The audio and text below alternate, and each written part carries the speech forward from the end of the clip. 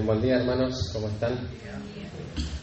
Es un privilegio estar de nuevo acá para exponer la palabra de Dios. Vamos a tener nuevamente una palabra de acción. La verdad que solo en la gracia de Dios voy a poder comunicar estas cosas, ¿no? Y necesito depender de Él. Padre amado que estás en el cielo, gracias, Señor, te damos porque nuevamente estamos aquí, Señor, congregados en tu nombre, Señor, y este tiempo, Señor, es el tiempo, Señor, que más estamos esperando, Señor, que el tiempo que más deberíamos anhelar en la reunión, Señor, el tiempo de escuchar tu palabra, Señor, tu consejo, Señor, que tu palabra, Señor, sea la que traiga convicción, Señor, a nuestras vidas, Señor, aunque traiga salvación, Señor, aquellos que todavía no la tienen, Padre, que a través de ella también seamos animados a perseverar, Señor, en la piedad, Padre, y a huir de todo tipo de inmundicia, Padre. Ayúdame, Señor, a poder transmitir lo que tú quieres hablar, Señor, que tu Espíritu, Señor, pueda guiarme, Señor, de este tiempo. Gracias te damos por esto, Señor, en el nombre de Cristo Jesús. Amén. Bueno, como estábamos viendo la semana pasada, estábamos ahí en Santiago capítulo 5, del versículo 1 al 6. Estamos viendo este pasaje, tocamos solamente los 3 primeros versículos en cuanto a lo que eran los ricos. Explicábamos qué tipo de ricos eran, ¿no? Estos ricos en cuanto a lo material y ricos impíos, ¿no? Pero que se podía suponer, ¿no?, que en algún momento habían hecho una profesión vaga de fe, ¿no? Y estaban, por así decirlo, dentro de la congregación todavía. A estos ricos es a quienes Santiago está hablando y va a decirles que lloren y aúllen, ¿no? Que lloren aullando, ¿no? Esa es la premisa, ¿no? Acá ese es el verbo que controla todo, ¿no? Ellos lo que tenían que hacer era esto: llorar desconsoladamente porque no querían arrepentirse, ¿no?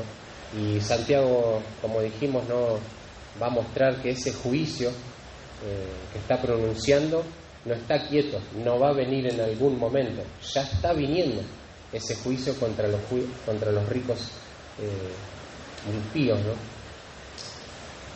Y ahí podíamos ver, ¿no?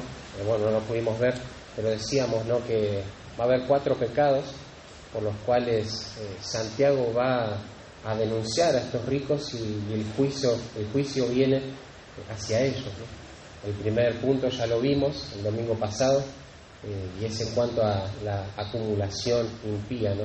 Vemos cómo toda esa polilla, ese moho, la putrefacción de sus alimentos iba a dar testimonio, ¿no? Iba a dar evidencia de cómo se manejaron impíamente en cuanto a las riquezas, en cuanto al acumular, ¿no?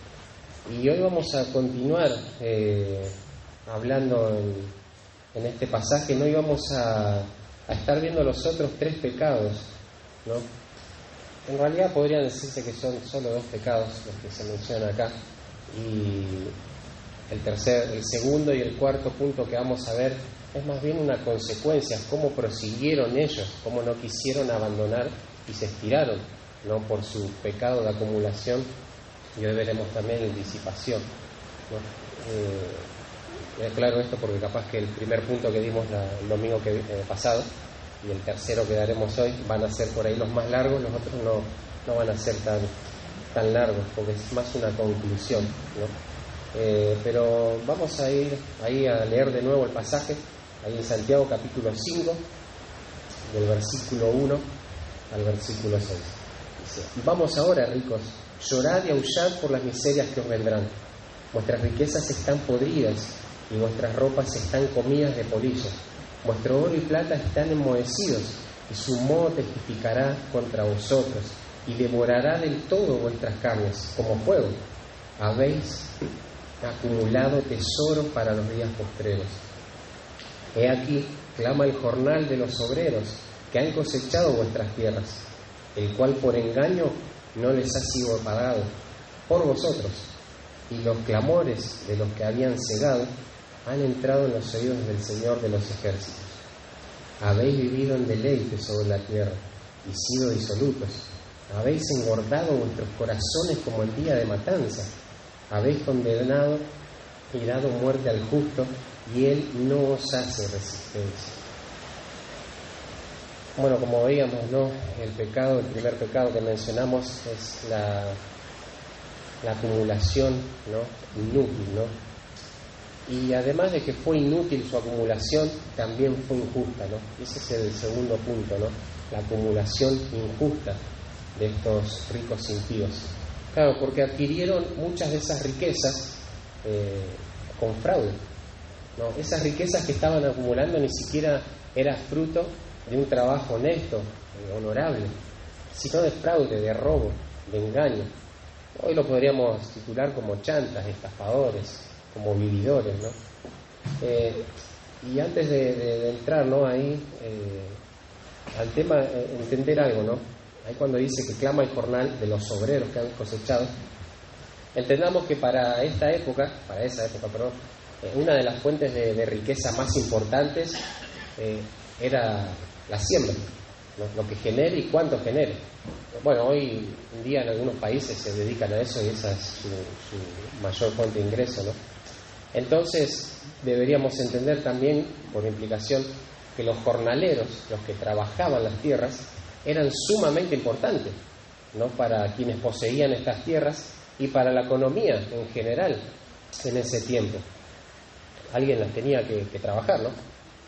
Pero sin embargo, estos jornaleros no eran la clase social más destacada por sus riquezas, ¿no? Sino por estar siempre muy ajustados la mayor parte de su vida o toda su vida, ¿no? En cuanto a sus provisiones.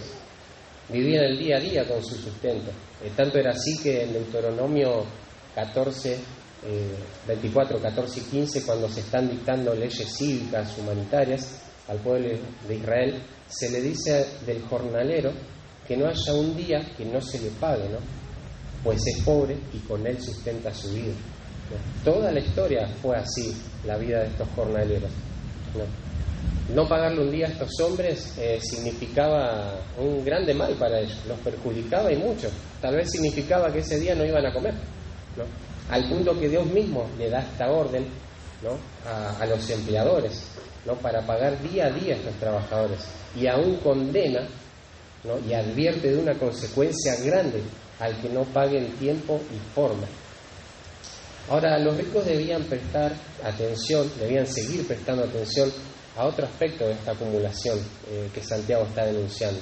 Entonces le dice ahí, he aquí, ¿no? Y esto significa miren, o miren ahora esto, ¿no? O sea, algo está saliendo a la luz, ¿no? Y era una nueva evidencia de acumulación impía lo que quiere mostrar acá Santiago. Es esa evidencia lo que está saliendo a la luz. Un jornal clamando, un pago, un sueldo. Y ver dos aspectos de este jornal, ¿no? Podemos observar que, bueno, era el sueldo que les correspondía a estos trabajadores que habían sembrado y cosechado la tierra de estos ricos específicamente. O sea, no eran desconocidos para los ricos estos trabajadores, sabían que había alguien a quien debían pagar. Tal vez no estaban allí metidos en el campo, estaban tal vez disfrutando su vida, pero sabían que había que haber un pago, ¿no? Eran sus empleados. En segundo lugar, este salario no les había sido pagado, ¿no?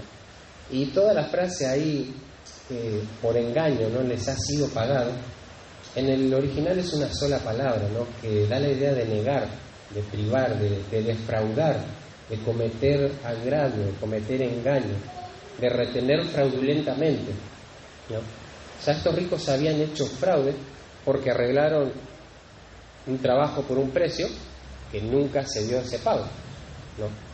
Y a su vez delante de Dios fue fraude porque Él mismo manda no tener esta deuda con el jornalero a causa de su pobreza. Acá no hay referencia a un intermediario, tal vez un capataz, un mayor que debía pagarle, a que el rico le daba la plata esa y esa plata del capataz le tenía que pagar. No, acusa directamente a los ricos, que ellos son los que no querían pagar. No hay un intermediario. Ellos son culpables de retener ese dinero. Y lo vemos porque Santiago es concreto en usar los adjetivos y pronombres concretos, ¿no? Vuestras tierras, y por vosotros no fue pagado, ¿no? Y acá viene lo importante, ¿no? O lo principal en este asunto de que hay un jornal que no fue pagado por ellos, ¿no? Ese sueldo de sus obreros que fue retenido por ustedes está clamando, ¿no? Está llamando a gritos, está casi chillando, no está dando como un grito que se expresa en algunos pasajes, ¿no? Como un grito de dolor, como un grito de angustia, de temor, ¿no? Es casi una onomatopeya ese grito, ¿no? Ahí, por ejemplo, en Mateo 14:26, cuando vieron a Jesús caminar en el mar, sus discípulos que estaban ahí en medio de la tormenta gritaron de miedo, o sea, de espanto. Es esa misma palabra la que se usa, ¿no? Los ciegos, cuando gritaban: Jesús, hijo de David, ten misericordia de nosotros, es ese mismo clamor de angustia, de auxilio, ¿no? En la entrada triunfal, ¿no? Bueno, que se titula la entrada triunfal, cuando está entrando Jesús a Jerusalén, es el mismo clamor. La mujer cananea, cuando clama a Jesús que sane a su hija que estaba endemoniada, son los mismos clamores. Y todos estos clamores tienen que ver con algo de desesperación, de desesperanza, de que necesitamos ayuda. O sea, ese es el clamor que están haciendo estos pobres jornaleros. En este pasaje sigue clamando a gritos, sería lo más correcto tal vez. No es algo que se hizo antes, que se clamó antes y ya está, bueno, ahora ya no están clamando más, ni que se está por hacer en el futuro por consecuencia de algo, sino que ahora está clamando, en el presente sigue clamando, y sigue clamando porque aún no fue solucionado ese fraude. Los ricos siguen defraudando, claman por una injusticia que se está llevando a cabo ahora, ¿no? Está clamando, ¿no? Ellos claman desgarradoramente. El juicio a los ricos ya está viniendo, porque el moho, la polilla y la putrefacción de sus riquezas acumuladas dan evidencia, ¿no?, de su impiedad. Pero también este clamor desgarrador de estas víctimas da testimonio de que no solo fue contraída inútilmente esta riqueza, sino injustamente. Y acá viene un gran problema, ¿no?, para los ricos, ¿no? Y es que este clamor no quedó en el aire. Este clamor, este pedido de ayuda, este auxilio, llegó a quien se les advirtió que no debería haber llegado, a Jehová de los ejércitos, ¿no? Dice ahí, ¿no?, que el clamor de los que habían cegado han entrado en los oídos del Señor de los ejércitos.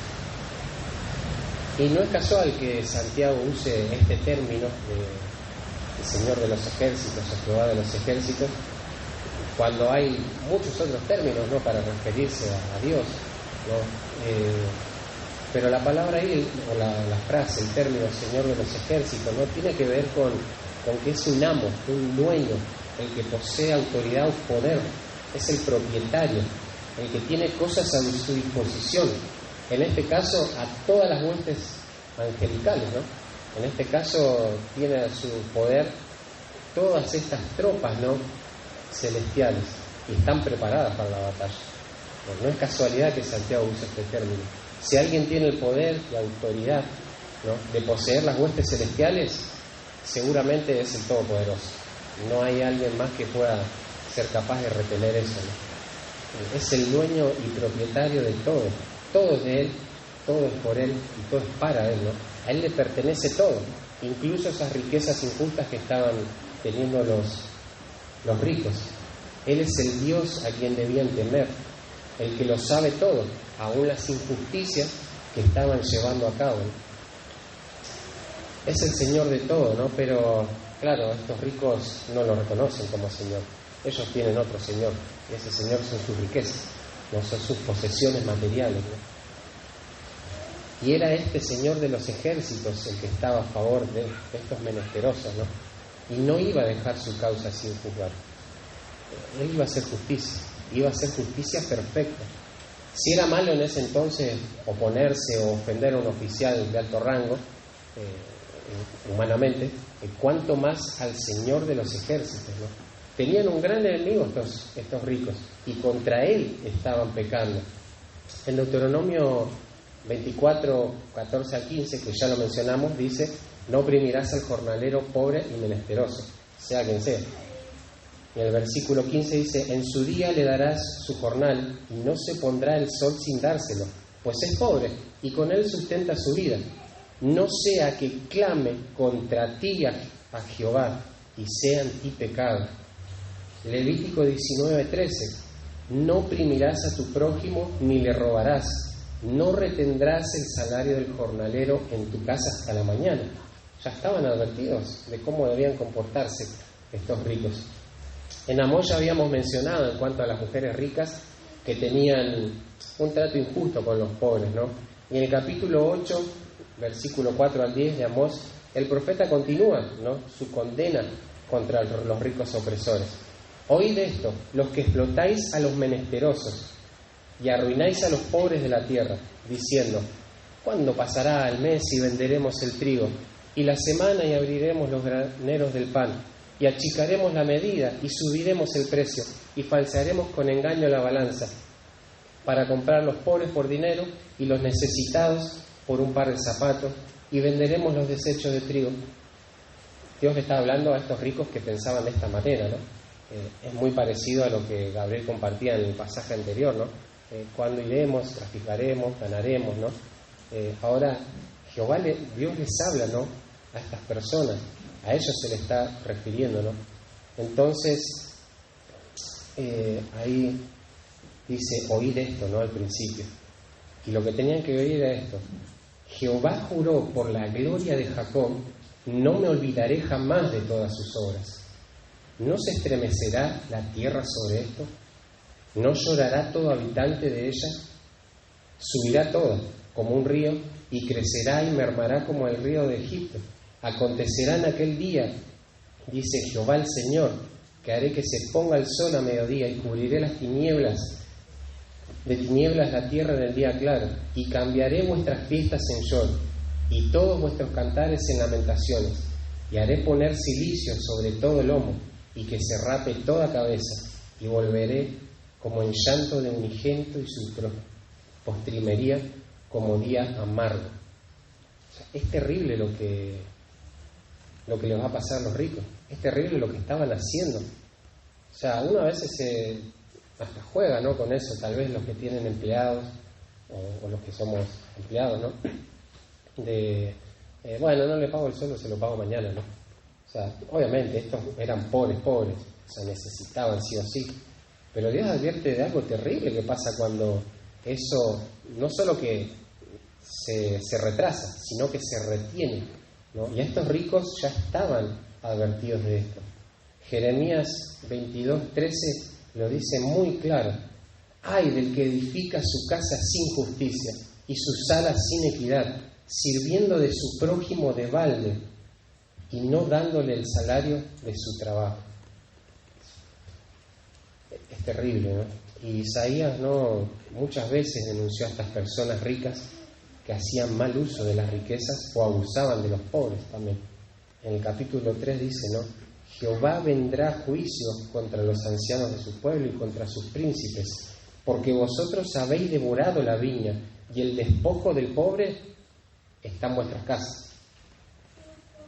¿Qué pensáis vosotros que majáis mi pueblo y moléis las caras de los pobres? Dice el Señor Jehová de los ejércitos. Otra vez se menciona ahí para dar un juicio, ¿no?, a Jehová de los ejércitos, a estos ricos, ¿no? Y justo lo dice ahí, ¿no?, y el despojo del pobre está en vuestras casas. Todo lo que le robaron al pobre está ahí todavía como evidencia, ¿no? Si pensamos en el contexto, ¿no?, de Santiago ahí en el saludo, cuando se refiere a las 12 tribus, puede que estos ricos hayan sido judíos, que luego hicieron una profesión de fe vaga y vana, superficial, ¿no? O sea, los ricos ya estaban advertidos en cuanto a esta práctica. Desde el Antiguo Testamento no eran ignorantes de esto, pero no hicieron caso a las advertencias. Su amor al dinero, a las posesiones, otra vez pudo más que una conciencia de un Dios omnisciente y temible, pudo más que una conciencia de la eternidad y la justicia. Les espera un juicio terrible. a los que acumulan riquezas que no son suyas, que le robaron a estos pobres. Sus víctimas van a clamar, ¿no? Sus víctimas van a clamar por justicia al juez justo, y Él no los va a defraudar, ¿no? Ese Señor de los ejércitos está a favor de los pobres y no los va a defraudar. Y el clamor de estos trabajadores, ese grito de ayuda, ¿no? Ese auxilio, fue debido a que alguien los defraudó y llegó a Dios, de quien no defrauda a nadie. Ni siquiera el rico va a defraudar a Dios. Claro, porque el rico hizo fraude, no pagando lo que era justo. Pero Dios no le iba a defraudar. Dios le iba a dar la paga justa al rico ese. No me olvidaré jamás de todas sus obras.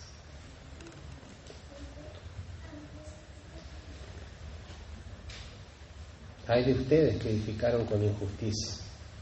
Aquel a quien no temieron ni tampoco temieron a su palabra, a sus advertencias para hacer estas injusticias, es el juez que va a juzgar la causa de estos pobres que clamaron. Y va a estar con los clamores en las manos como evidencia, ¿no? Habían llegado a sus oídos, ¿no? No va a tener por inocente al que fue injusto, al culpable, ¿no? El rico va a ser enjuiciado porque no temió a Dios, a ese Dios temible que es Jehová de los ejércitos, ni su advertencia. No hubo temor de Dios en la manera de ganar su riqueza. Y esto lo llevó a una acumulación injusta, ¿no? Y ahí vemos que Santiago sigue, ¿no? En el versículo 5. Dice: habéis vivido en deleites sobre la tierra y sido disolutos. Habéis engordado vuestros corazones como en día de matanza. En este versículo Santiago nos va a mostrar otro pecado por el cual viene el juicio contra los ricos impíos. Por un lado, ellos acumulaban impíamente, tal vez para vivir lujosamente en su vejez, sin preocupación, pero por otro lado gastaban también impíamente. Y este es el tercer pecado, ¿no? La disipación inútil. Bueno, es bastante redundante el título, ¿no? Porque siempre va a ser inútil la disipación, ¿no? El gastar egoístamente es una manera de disipar las riquezas.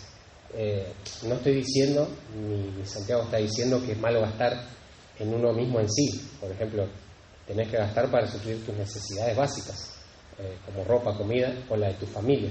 Pero el tema es cuando uno hace de una necesidad legítima un placer descontrolado por el cual empieza a invertir sus recursos para lograr satisfacerlo, sin importarle nada ni nadie. Y Santiago va a denunciar esto usando dos palabras, ¿no?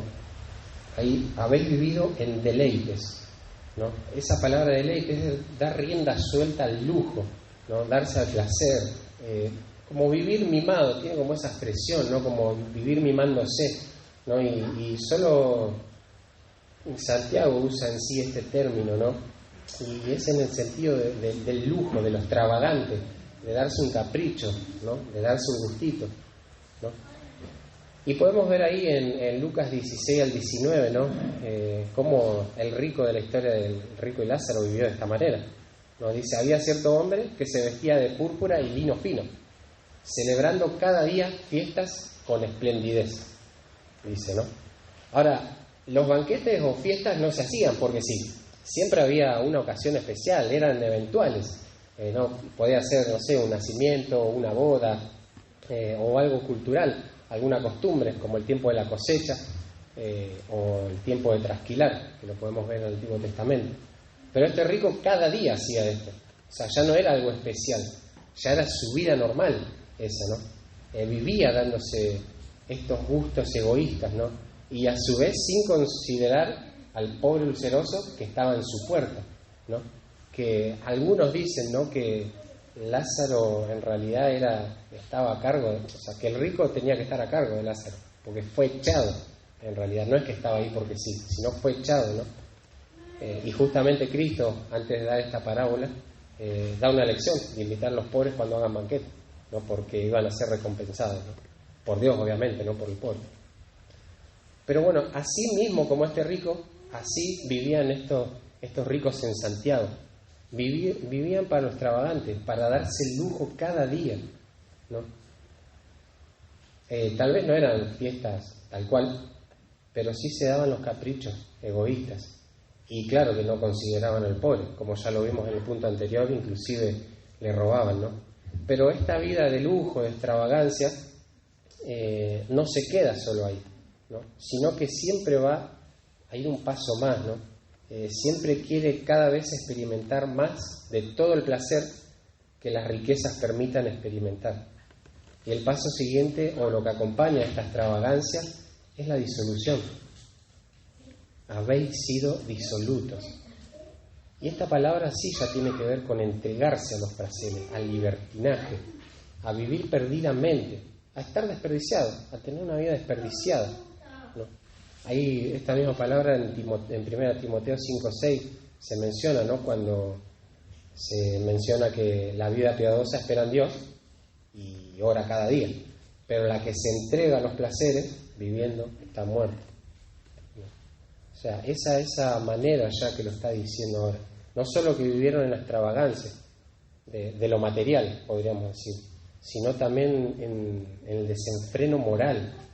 Ya, ¿no? Ahí en otra parábola también Jesús describe, ¿no?, a un joven inmoral que malgastó su riqueza viviendo perdidamente, ¿no? Ahí en Lucas 15:13, ¿no?, la parábola del hijo pródigo, ¿no? Y no queda ahí, ¿no? Porque miren lo que dice, según el hermano de este joven, la gastó a esas riquezas en rameras, ¿no? Cómo se fue hundiendo más y más en el descontrol este joven. Y esta es la vida que llevan aquellos a quienes Santiago está denunciando. Y esto es tremendo, ¿no? Porque no solo fueron impíos en lo material, sino en lo moral, a todo tipo de placer que se pueda percibir con los sentidos, ¿no?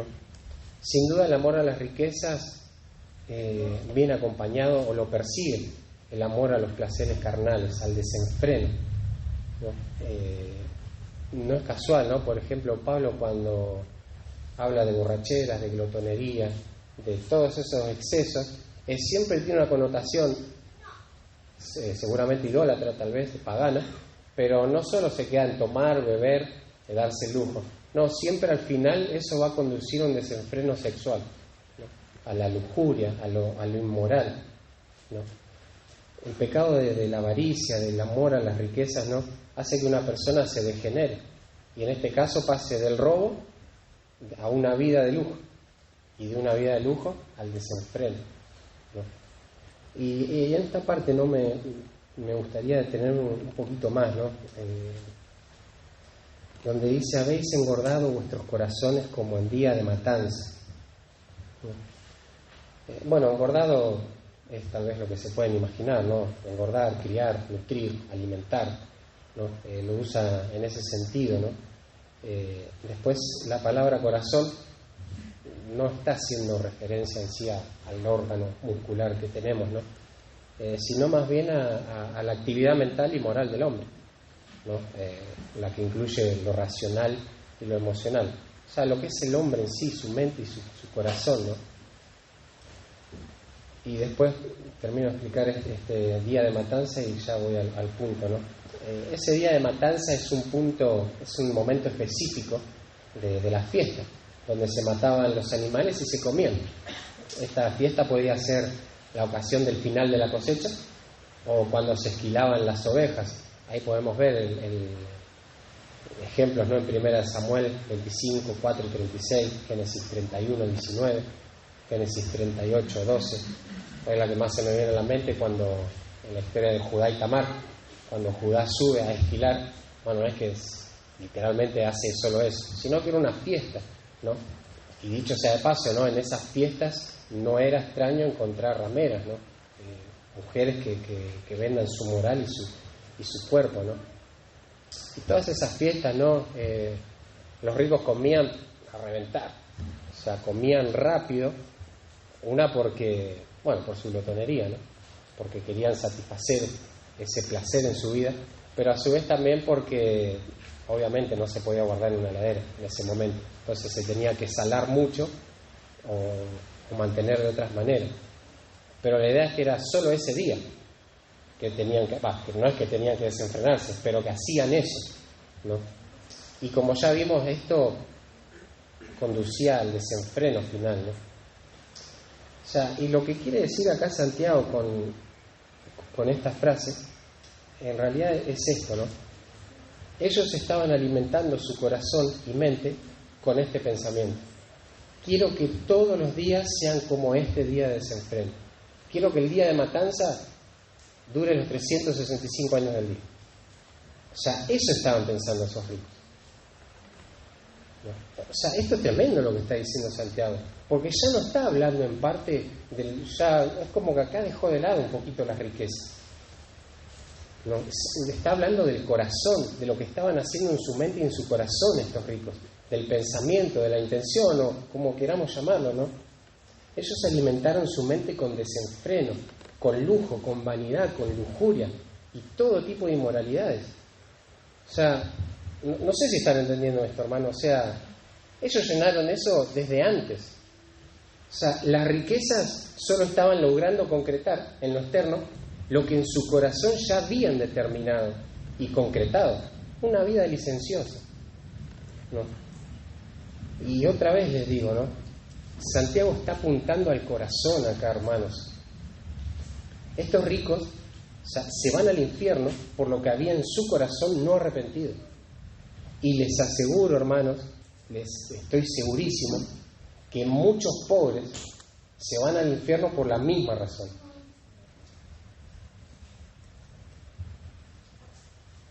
Por el corazón disipador.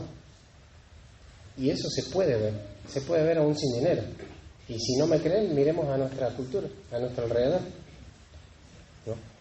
¿Quién no vio una casa que no tiene ni un revoque todavía? Ni siquiera está bien terminada los ladrillos, ¿no? Pero esa persona sale de su casa con el celular de último modelo que sale 800.000 pesos.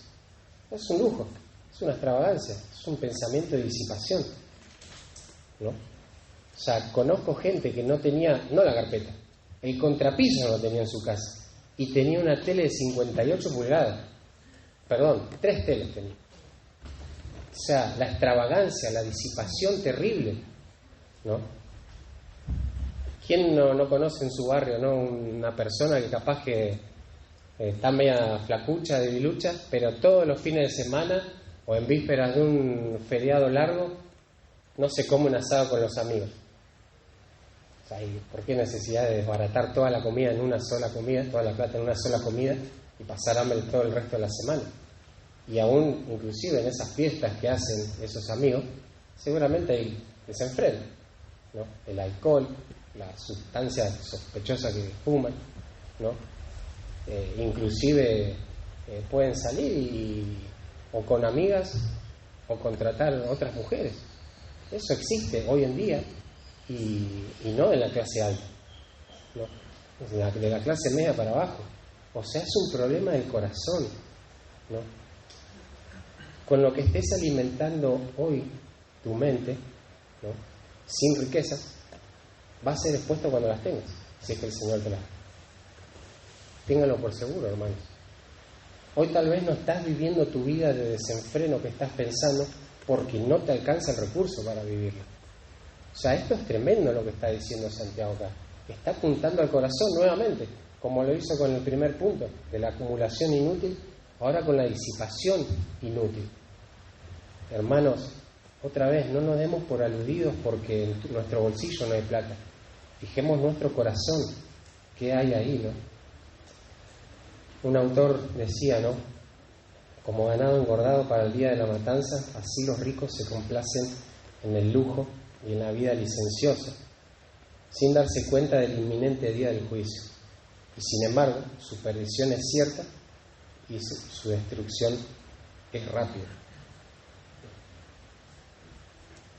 Y es irónico, ¿no?, que uno de los hombres más ricos y sabios que haya existido, ¿no?, sobre la tierra, nos dé una imagen, una ilustración de lo inútil, de lo insensato, de lo impío que es tener esta actitud, estos pensamientos y esta vida, ¿no? Y ahí acompáñenme en Eclesiastés 2, el versículo 4 al 10, ¿no? Ahí vamos a ver que Salomón hizo todo lo que estuvo a su alcance en su búsqueda desesperada de placer.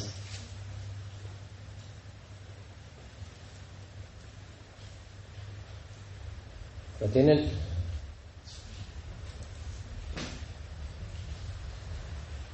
Engrandecí mis obras, edifiqué para mí casas, planté para mí viñas, me hice huertos y jardines, y planté en ellos árboles de todo fruto.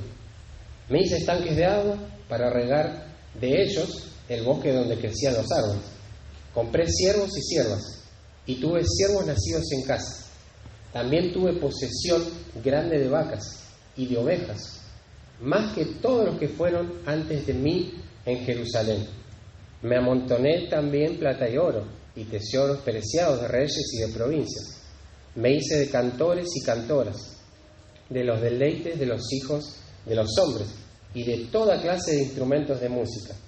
Y fui engrandecido y aumentado más que todos los que fueron antes de mí en Jerusalén. A más de esto, conservé conmigo mi sabiduría. No negué a mis ojos ninguna cosa que deseara, ni aparté mi corazón de placer alguno, porque mi corazón gozó de todo mi trabajo, y esta fue mi parte de toda mi faena. Es tremendo todo lo que hizo Salomón. O sea, creo que, aunque conocemos hoy gente muy rica, creo que no hubo como este hombre, porque en ese tiempo, o sea, él era rey, no solo por las riquezas que tenía, sino por el poder que tenía sobre las riquezas, cómo él las podía administrar. A un rey no se le iba a cobrar impuesto, no tenía que estar diciendo cuánta plata cobraba. No, todo era del rey, y él lo podía usar como quería, ¿no? O sea, todo esto hizo Salomón. No negó de lo que él podía hacer en cuanto a lo material y moral, no negó nada de lo que él pensó ya en su corazón. ¿Por qué? Porque tenía la riqueza, lo pudo concretar. Pero ese examen, ¿no?, final, esa evaluación que hizo Salomón de su búsqueda, es evidencia de lo inútil, de lo impío que es esta forma de vivir, esa forma de buscar los placeres. Miré yo luego todas las obras que habían hecho mis manos y el trabajo que tomé para hacerlas, y he aquí todo, pero todo, absolutamente todo era vanidad y aflicción de espíritu, y sin provecho debajo del sol, sin propósito de este lado de la eternidad. Es terrible cuando uno se pone a pensar, ¿no?, en la vida de Salomón, en el ejemplo bueno y en parte malo también que nos deja, ¿no? O sea, el tipo ya vivió todo lo que vos tal vez querés vivir, y no hace falta que vos lo padezcas. Ya te está diciendo, todo es vanidad. O sea, todo es aflicción de espíritu. O sea, no hay ningún provecho en buscar esas cosas en la tierra, ¿no? No hay ningún provecho en pensar como estos ricos, que quiero que todos los días sean de desenfreno, ¿no? Y por último, vamos a ver ahí cómo estos ricos iban a hacer hasta lo imposible, ¿no? Iban a hacer lo que sea para mantener este estilo de vida que acumula y que gasta impíamente, ¿no? Y lo van a hacer a través de la disipación injusta, ¿no? Ese es el cuarto pecado, la disipación injusta, ¿no? Un predicador, ¿no?, dice lo siguiente de estos ricos: este es el final de la espiral descendente, seguida por los ricos a los que Santiago reprendía. Habiendo acumulado injustamente el dinero que se robaban de los pobres jornaleros y gastado en sus placeres, fueron más allá y condenaron y dieron muerte al justo. Literalmente matarían para mantener su estilo de vida opulento. Y ahí es el versículo 6, ¿no?, el que nos dice que habéis condenado y dado muerte al justo. En realidad el rico no era ni juez ni verdugo para condenar a nadie, mucho menos para matar, ¿no? Pero Santiago los denuncia por esto, al haber usado sus riquezas para corromper el sistema judicial y así poder tener los veredictos a su favor. O sea, es terrible lo que están haciendo estos ricos y lo que están provocando en los juicios, ¿no? Porque Dios dio órdenes explícitas, ¿no?, en cuanto a esto en el Antiguo Testamento, en cuanto a la imparcialidad de los juicios, juzgar con justicia, no tolerar falsos testimonios y no recibir soborno, entre otras cosas, ¿no? Les cito unos pasajes si lo quieren anotar: Deuteronomio 7, 17, 8 al 13, Éxodo 18, 21, Levítico 19, 15, Deuteronomio 19, 16 al 20, Miqueas 3, 11, Miqueas 7, 3. O sea, un montonazo de pasajes. Pero los ricos otra vez ignoraron todo esto, ¿no? Si bien no eran ellos los que pronunciaban la sentencia injusta, eran ellos los que la producían a través de sus sobornos. Más allá de la corrupción obvia, ¿no?, de estos jueces, y que van a tener su juicio también por haber aceptado ese soborno, eran los ricos, ¿no?, también los culpables de este tropiezo en ese juicio, ¿no? Y este tipo de corrupción no era nueva, en realidad, ¿no? Ya desde mucho antes esto pasaba incluso en el pueblo de Israel, ¿no? En Amós 5:12 dice: porque yo sé de vuestras muchas rebeliones y de vuestros grandes pecados. Sé que afligís al justo y recibís cohecho, y en los tribunales hacéis perder su causa a los pobres. El versículo 15 de Amós 5 dice, ¿no?: aborreced el mal y amad el bien, y estableced la justicia en juicio. Entonces quizá Jehová Dios de los ejércitos, otra vez nombra este nombre de Dios, tendrá piedad del remanente de José. En Isaías 10, 1 al 4, el profeta continúa dictando el juicio sobre esta situación misma, ¿no? Hay de los que dictan leyes injustas y prescriben tiranía para apartar del juicio a los pobres y para quitar el derecho a los afligidos de mi pueblo, para despojar a las viudas y robar a los huérfanos. Y cuando todo eso se termine, ¿no?, dice acá, ¿no?, el profeta: ¿y qué haréis en el día de castigo? ¿A quién acogeréis para que os ayude? O sea, ¿a quién van a sobornar para que yo no les dé el juicio? Cuando venga de lejos el asolamiento, ¿en dónde dejaréis vuestra gloria? Sin mí se inclinarán entre los presos, y entre los muertos van a caer. Ni con todo esto ha cesado su furor, sino que todavía su mano está extendida.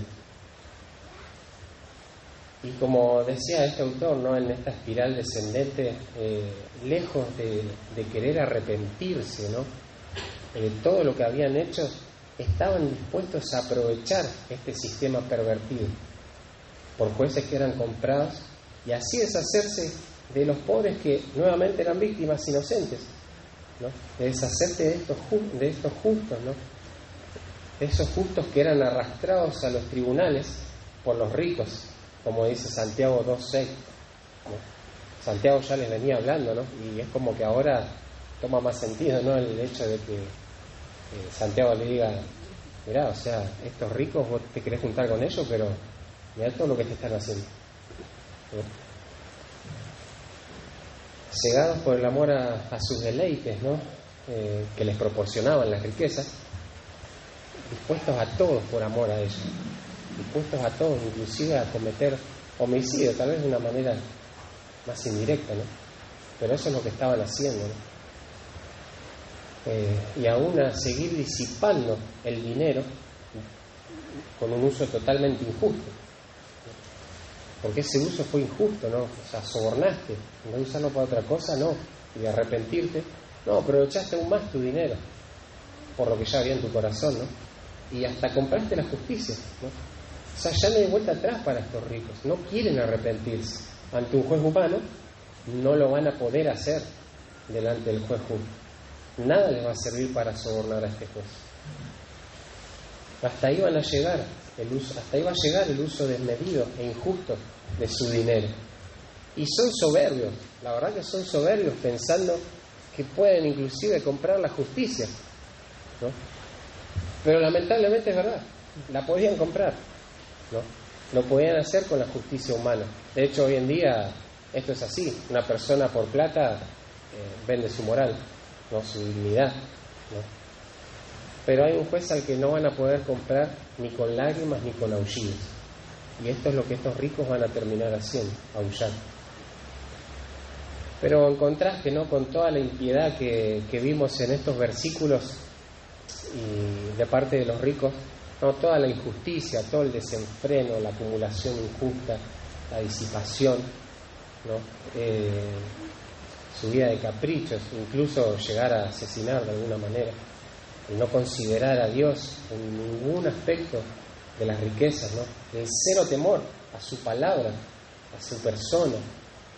Acá vemos a un justo que sí hace lo que tiene que hacer, lo que su Señor le manda, ¿no? Y al final de ese versículo dice, hablando del justo, ¿no?, y él no os hace resistencia. La palabra resistencia ahí es la misma que vimos, ¿no?, en Santiago 4:6, cuando dice que Dios resiste a los soberbios. Y esto era ponerse en contra, oponerse, como disponerse para una batalla. O sea, estar totalmente atento y preparado para eso. Bueno, el justo no va a hacer nada, ¿no? Este justo sí amaba a Dios y tal vez sí tenía en su mente la palabra de Dios, ¿no?, y tenía en cuenta su palabra. Podría haber tenido en su mente Proverbios 20:22. No digas yo pagaré mal por mal. Espera en el Señor y Él te salvará. O tal vez la enseñanza de Jesús en Mateo. Pero yo os digo, no resistáis al que es malo. O también Romanos 12:19. Amados, nunca os venguéis vosotros mismos, sino dad lugar a la ira de Dios. Porque escrito está, mía es la venganza, yo pagaré, dice el Señor. Igualmente el pobre humanamente no podría hacerle frente al rico, ¿no?, por su pobreza. Pero a este rico soberbio, Dios mismo va a ser el que lo resiste. El hecho de que Santiago termine hablando del justo, yo creo que es intencional para lo que se va a venir, ¿no? Pero ahora pensemos en algo, ¿no?, en lo que estuvimos viendo en estos 4 puntos.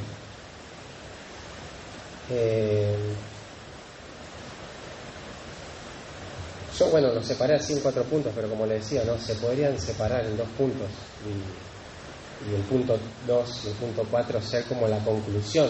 Es, ¿a qué más se animaron estos ricos? Como decir, bueno, ellos acumularon impíamente, iban a hacer lo necesario para seguir acumulando. Bueno, en ese caso, robar a los pobres, ¿no? Iban a vivir una vida de deleites, de lujos, en cuanto a lo material y lo moral, ¿no? En el versículo 5 vemos eso.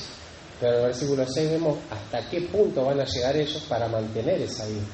Por un lado podemos ver también cómo el rico, impío, se relaciona con las mismas riquezas a causa de su amor a las riquezas. Y por otro lado podemos ver cómo el rico impío se relaciona con su prójimo a causa de su amor a las riquezas. Claro, a causa de su amor a las riquezas acumula y disipa, ¿no?, en relación a las riquezas. Y en relación a su prójimo le roba y lo mata, ¿no? O sea, es tanto material como moral su tragedia, ¿no? Hay muchas cosas que podemos ver, ¿no? Pero sí quisiera que nos quedemos con esto, que pensemos en esto, ¿no? Acá Santiago no les está advirtiendo a los ricos acerca del juicio. No les está queriendo dar principios de administración a estos ricos. Les está leyendo su condena, la que ya está. No les está advirtiendo, miren si hacen esto. No, les está leyendo su condena, les comunica su sentencia, les informa del juicio de parte de Dios que ya tienen asegurado. Y como todo juicio inevitable de Dios hacia el pecador, que podemos ver en la Biblia, siempre tiene una connotación o por implicación una advertencia, pero no para los que están siendo condenados. Ya no tienen esperanza ellos, ya no se quieren arrepentir, pero sí para nosotros, ¿no?, para su iglesia, ¿no? Y Santiago no nos quiere advertir que, miren, si nosotros andamos en estos pecados, son malos administradores. O sea, no nos está diciendo eso Santiago. O sea, lo que Santiago está diciendo acá es terrible, la advertencia. O sea, si ustedes están practicando estos pecados, se van al infierno. Se van al infierno. No importa que estemos sentados acá, que vengamos tranquilos a la iglesia. Estos ricos habían hecho una profesión de fe. Se estaban congregando supuestamente. Pero miren de lo que estaba lleno su pensamiento. O sea, el juicio es inevitable de Dios para el condenado, es una advertencia para el que puede ser salvado todavía.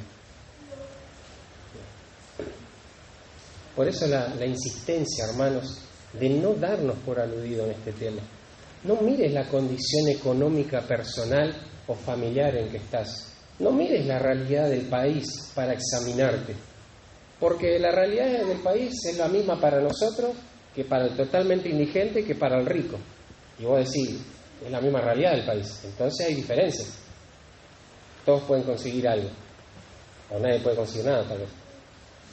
Entonces Santiago te está diciendo, mirá tu corazón, hermano. Mirá la realidad de tu corazón. Hermano, tendríamos que estar con una pala ahora temblando, tratando de escarbar lo más profundo de nuestro corazón para ver si encontramos esto. Y si lo encontramos nos vamos al infierno. Es así, es esta realidad, hermano. Porque es como decía en el punto 3 Santiago, esto no tiene que ver con las riquezas. Las riquezas lo único que van a hacer es te van a dar la oportunidad de hacer lo que ya en tu corazón ya dispusiste. La disipación, esa vida licenciosa. Esto, el rico no va a ser condenado por ser rico. Si no, yo ya estoy re tranquilo. No voy a ser nunca rico. ¿No? Hoy no soy rico, si me muero ya voy al cielo entonces. Pero Santiago no está diciendo eso. Santiago hace lo que hizo en toda la carta. Mirar el corazón. Y sí, las circunstancias, la condición económica, las pruebas, ¿no? Todas esas cosas evidencian lo que había ya en nuestro corazón. No desde ayer o anteayer. Desde hace mucho tiempo, hermano.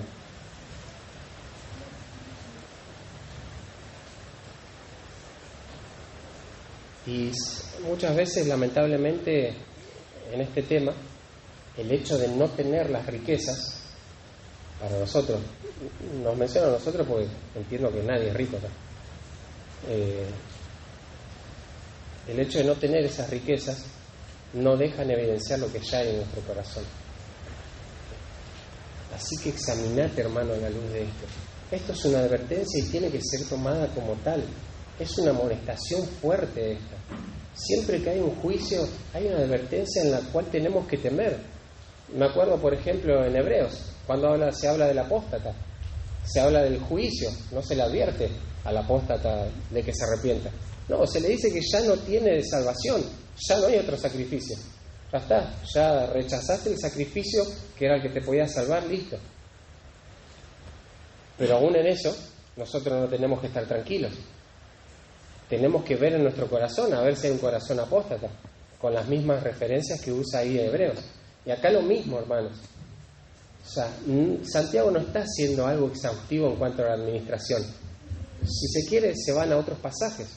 Santiago lo que está haciendo, miren, yo no les voy a dar principios de administración exhaustivos, aunque se pueden ver, básicos. Pero Santiago lo que está diciendo es que si vos tenés algo de esto, o si tenés todo, y estás encaprichado, estás decidido a cumplirlo, aunque no tengas dinero, te vas al infierno. Te vas al infierno. Es como decía, solo no se ve tu vida impía porque no tenés las riquezas para poder llevar esa vida. Pero en tu mente, y con lo poco que tengas, ya se puede ver ese corazón impío de disipación y de acumulación injusta. Se puede ver ese corazón que no teme a Dios, ¿no? Estos ricos no temieron a su palabra. Jesús dijo, no acumulen tesoros en la tierra donde la polilla y el hollín corrompen y donde ladrones hurtan. ¿Qué hicieron los ricos impíos? Fueron a acumular. ¿Y qué pasó? La polilla estuvo ahí, evidencia, ¿no? Se comió todo, apareció el moho, ¿no? Se dijo en la Escritura, pagale el sueldo cada día al jornalero, no sea que clame y Dios venga con todo su ejército a destruirte. Otra vez no temieron ni a Dios ni a su voz. O sea, ellos no le pagaron y se hicieron los desentendidos.